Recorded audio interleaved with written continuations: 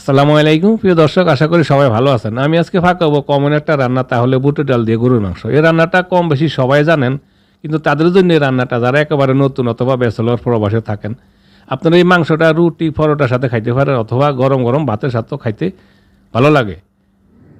আশা করি এই সহজ রেসিপিটা আপনাদের পছন্দ হবে। চলুন দেখে নেই। এখানে আমি একটা সসপ্যানে 2-3 টেবিল চামচের মতন সানফ্লাওয়ার অয়েল দিয়ে দিলাম। আপনারা চাইলে সোয়াবিন তেল অথবা সরষের তেল দিয়ে ফাঁকাইতে পারেন। এখানে 3টা তেজপাতা ছোটো টুক আমি একটু ছিঁড়ে নিয়েছি, আর 6টা ছোটো এলাচ, আর 3 টুকরো দারুচিনি, আর 7-8টা লং হালকাভাবে একটু তেলে আমি ভাজি করে নিব, যাতে গ্রানটা একটু কড়া হয়। আমার তেলটা যেহেতু গরম হয়ে গেছে, তাই আমার বেশিক্ষণ ভাজি করার প্রয়োজন নাই, জাস্ট হালকা একটু ভাজি করলে চলব। তারপরে আমি দিয়ে দিব 3টা পেঁয়াজ আর 4টা কাঁচামরিচ। পেঁয়াজগুলো আমি একটু চিকন করে কেটে নিয়েছি। এবার পেঁয়াজ, মরিচ এবং মশলা একই সাথে আমি 4-5 মিনিট তেলে ভাজি করে পেঁয়াজগুলো হালকা একটু লাল করে নিব। পুরোপুরি লাল করার প্রয়োজন নয়, মাংসের পেঁয়াজ হালকা লাল করলে চলবো। পেঁয়াজ আমার হালকা লাল হয়ে গেছে দেখুন।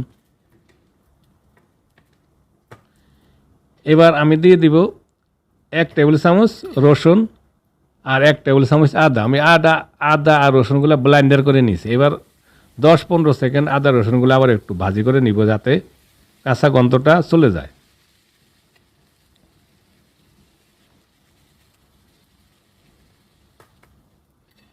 তারপর আমি দিয়ে দিব হালকা কিছুটা মশলা। দিয়ে দিলাম 1 চা চামচ হলুদের গুঁড়া, 1 চা চামচ দিলাম লাল মরিচের গুঁড়া, 1 চা চামচ দিলাম জিরা গুঁড়া, আর 1 চা চামচ দিব ধনিয়া গুঁড়া। এবার আমি একটু পানি দিয়ে মশলাগুলো 5 মিনিটের মতন ভালোভাবে কষিয়ে নিব। আমি যেহেতু কাঁচামরিচ দিয়েছি, তার জন্য 1 চা চামচ লাল মরিচ দিয়েছি। আপনারা পরিমাণ মতন মরিচ দিবেন যতটুকু আপনারা জাল খান। এবার আমি 5 মিনিট পর চলে আসলাম। দেখুন মশলাগুলো আমার ভালোভাবে কষানো হয়ে গেছে। তারপরে দিয়ে দিলাম 1 টেবিল চামচের মতো লবণ। আপনারা স্বাদ মতন লবণ দিবেন। মাংসটা পাক হয়ে গেলে লবণটা একটু চেক করে নেবেন, প্রয়োজন হলে একটু লবণ অ্যাড করবেন। এবার আমি দিয়ে দিব মাংস। আমি 1 কিলো গরুর মাংস হাড় এবং চর্বি সহকারে নিয়েছি। আমার হাড় একটু কিছুটা কম, যাই হোক আমি মাংসগুলো ধুয়ে নিয়ে নিছি। এবার দিয়ে দিলাম মাংস দিয়ে মশলার সাথে ভালোভাবে মাংসগুলোটা আমি প্রথমে নাড়া দিয়ে মিক্স করে নিব। প্রিয় দর্শক, আশা করি রেসিপিটা আপনাদের পছন্দ হবে। সাধারণ একটা রেসিপি। যদি রেসিপিটা পছন্দ হয়, প্লিজ একটা লাইক এবং একটা কমেন্ট করবেন। আর প্লিজ আমার চ্যানেলটা সাবস্ক্রাইব করবেন। আমার চ্যানেলটা সাবস্ক্রাইব করে আমাকে সাপোর্ট করবেন। আপনাদের সহযোগিতা কামনা করছি। প্লিজ চ্যানেলটা সাবস্ক্রাইব করার জন্য অনুরোধ করব। এবার আমি মাংসগুলো লাড়া দিয়ে ঢাকনা দিয়ে প্রথমে হাই হিটে 10-12 মিনিট মাংসগুলো কষিয়ে নিব। চলে আসলাম 10-12 মিনিট পর।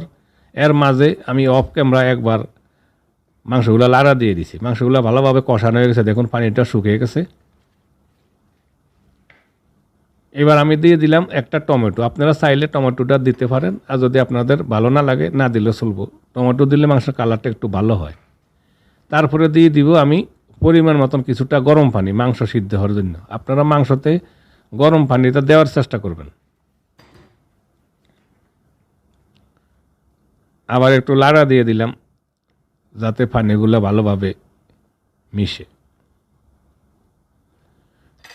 তারপরে ঢাকনা দিয়ে আমি 30-35 মিনিট মাংসগুলো পাকিয়ে নিব। প্রথমে 10-12 মিনিট হাই হিটে মাংসগুলো পাকিয়ে নিলাম। তারপরে মিডিয়াম হিটে সম্পূর্ণ 30-35 মিনিট আমি মাংসগুলো পাকিয়ে নিয়েছি। এর মাঝে আমি আরও 2 বেলা লাড়া দিয়ে দিছি। দেখুন আমার মাংসগুলো প্রায় 75% হয়ে গেছে, অনেকটা নরম হয়ে গেছে, আমি চেক করে নিছি।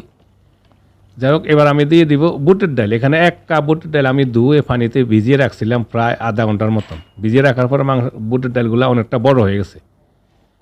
এবার আমি মাংসের সাথে ডালগুলো একটু মিক্স করে নিব নাড়া দিয়ে। তারপরে আমি দিয়ে দিব কিছুটা সামান্য আরও একটু গরম পানি, প্রায় 2 কাপের মতন গরম পানি দিয়ে দিলাম, যেহেতু আমার বুটের ডাল এবং মাংসগুলো আর একটু সিদ্ধ হইতে হইব। আপনারা যতটুকু জল রাখেন প্রয়োজন অনুযায়ী জল। এবার আমি ঢাকনা দিয়ে আরও 10-15 মিনিটের মতন মিডিয়াম হিটে মাংসগুলো পাকিয়ে নিব। চলে আসলাম 10-15 মিনিট পর।